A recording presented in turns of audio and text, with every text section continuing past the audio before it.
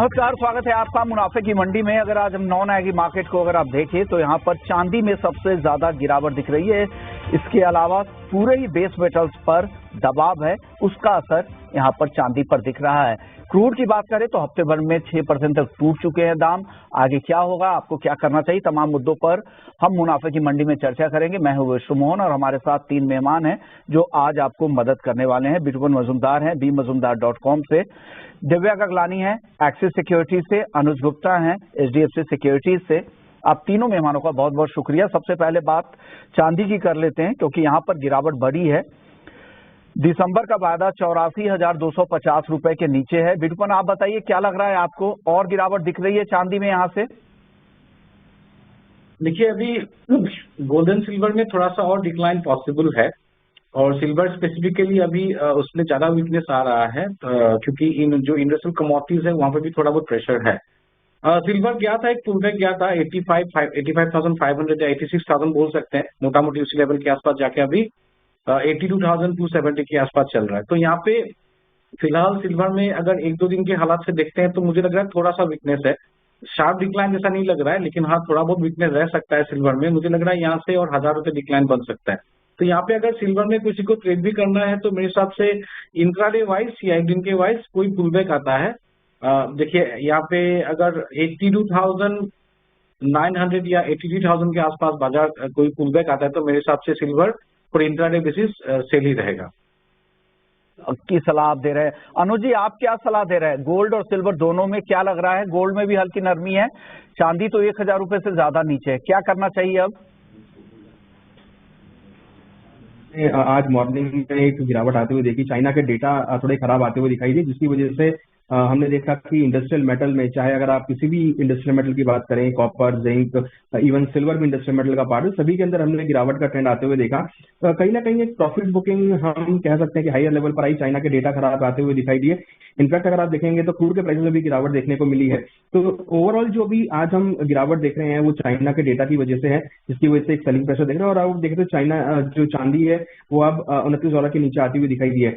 हमें लगता है कि एज कंपेयर अगर हम गोल्ड को अलग करें, जितने भी इंडस्ट्रियल मेटल है सब में आज एक प्रॉफिट बुकिंग, एक सेलिंग प्रेशर आता हुआ दिख रहा है। मुझे लगता है कि अभी फिलहाल जो सेंटीमेंट है वो इंडस्ट्रियल मेटल के लिए थोड़े से नेगेटिव हो सकते हैं और लग रहा है कि अभी फिलहाल भावों में कुछ गिरावट देखने।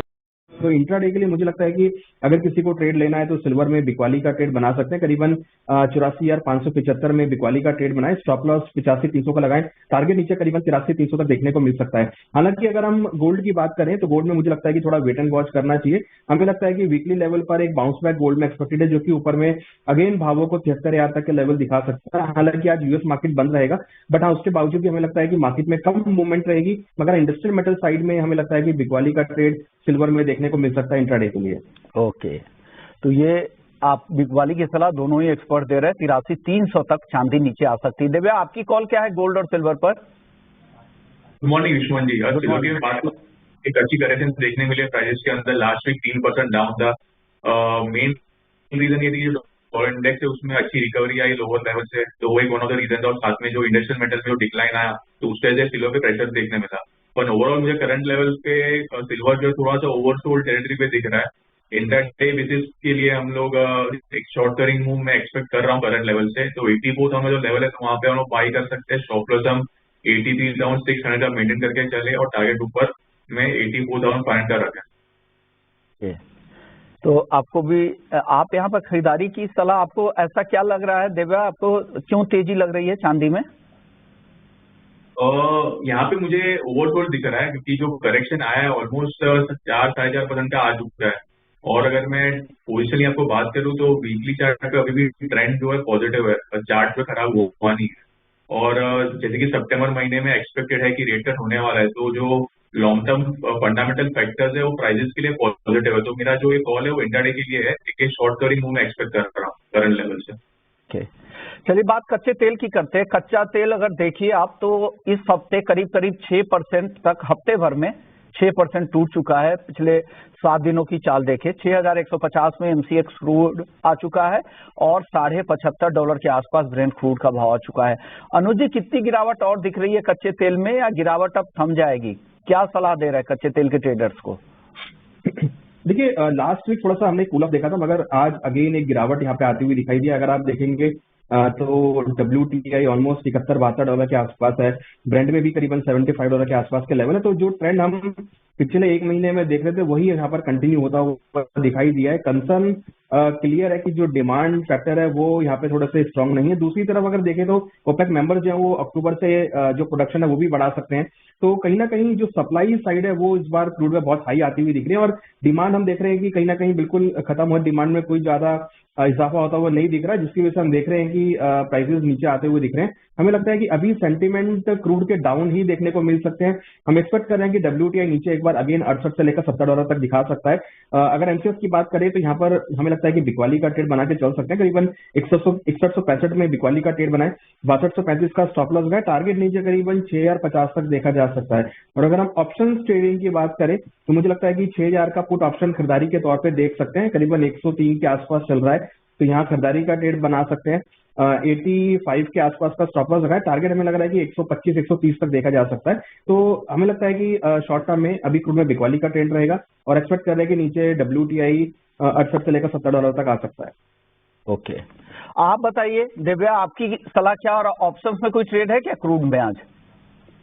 हाँ, क्रूड में बात करूँ तो ओवरऑल जो ट्रेंड है नेगेटिव ही है। अभी जो भी फंडामेंटल फैक्टर्स निकल के आए हुए हैं, जैसे कि ओपेक प्लस मेंबर्स ने कहा कि वो लोग जो प्रोडक्शन जो हाइक कंटिन्यू रखेंगे, और साथ ही साथ आज भी एक नया डेवलपमेंट आ रहा है कि जो लिथियम ऑयल है जो वहाँ लास्ट वीक प्रोडक्शन में जो इम्पैक्ट हुआ था तो वो भी रिस्टोर हो जाएगा। तो एज ऑफ ना फंडामेंटली जो भी साइन है क्रूड के लिए नेगेटिव है।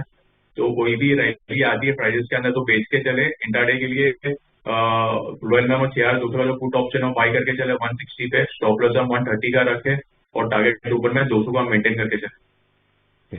तो आप यहाँ पे ऑप्शंस के जरिए यहाँ पे खरीदारी की सलाह दे रहे हैं। 6200 की पुट खरीदने की सलाह आप यहाँ पर दे रहे हैं। आप क्या सलाह दे रहे हैं बीटू पर कच्चे तेल में?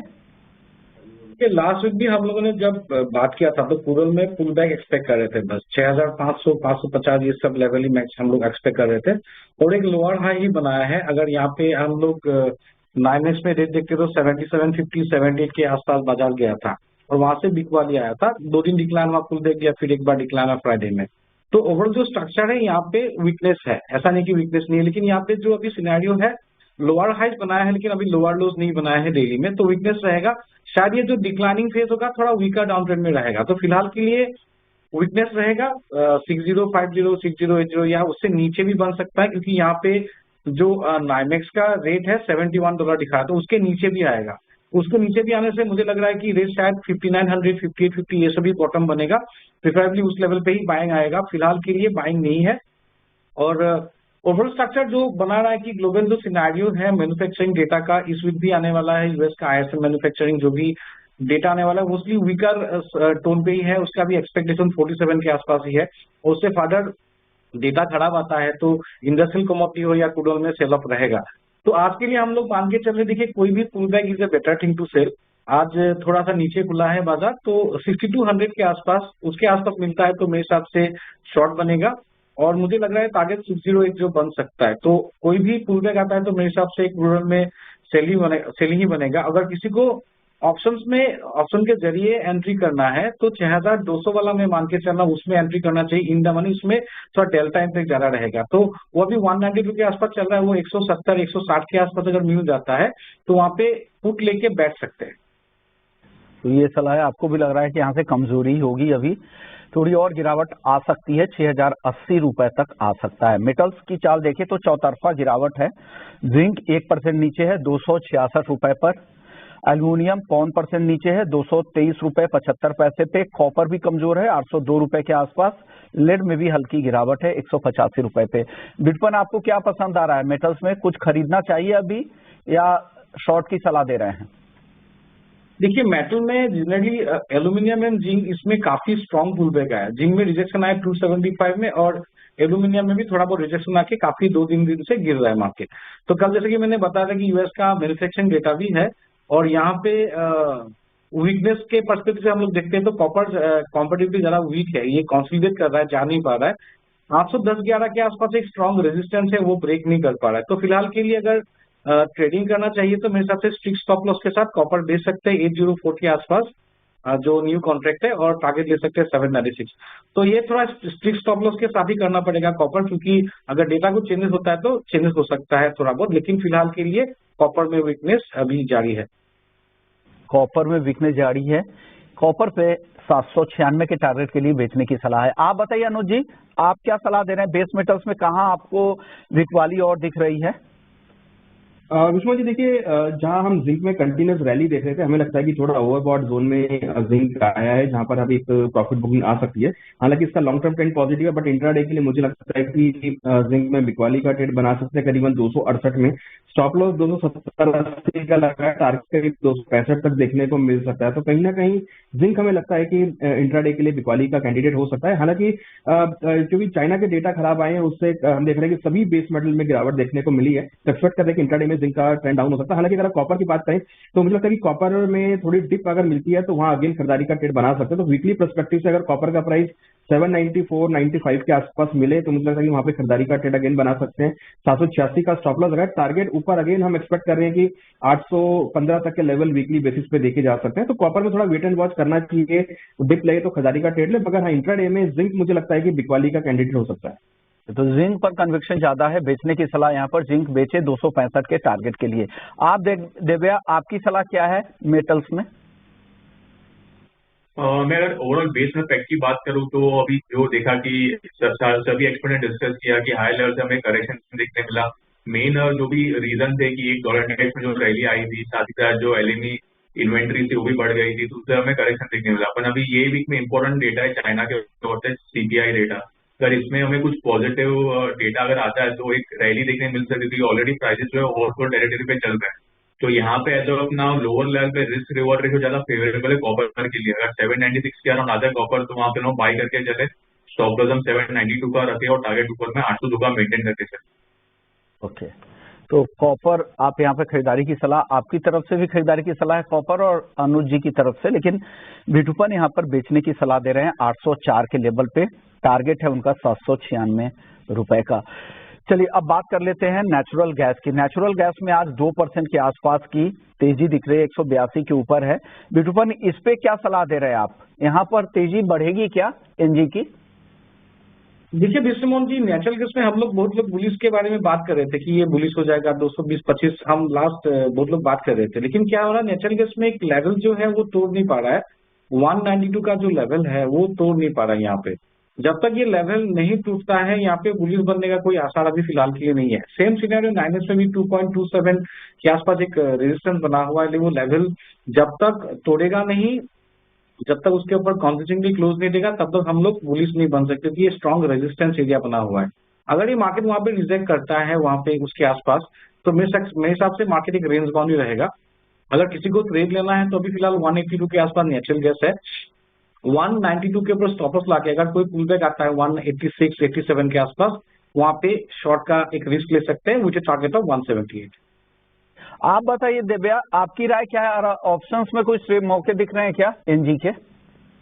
हाँ, अगर मैं नेचुरल गैस की बात करूँ तो मैं भी एग्री करूंगा। टेक्निकली एक 195 का एक लेवल है हायर एंड पे। जब तक प्राइसेस वहाँ पे क्लोज नहीं रहेगा डेली क्लोज, तब तक मुझे भी कुछ खास रैली दिख नहीं रही है। और फंडामेंटल जो भी वेदर का फोरकास्ट आ रहा है वो भी मिक्स्ड आ रहा है। तो कोई भी अगर रैली आती है इंट्राडे में तो वहाँ पे बेच के चले।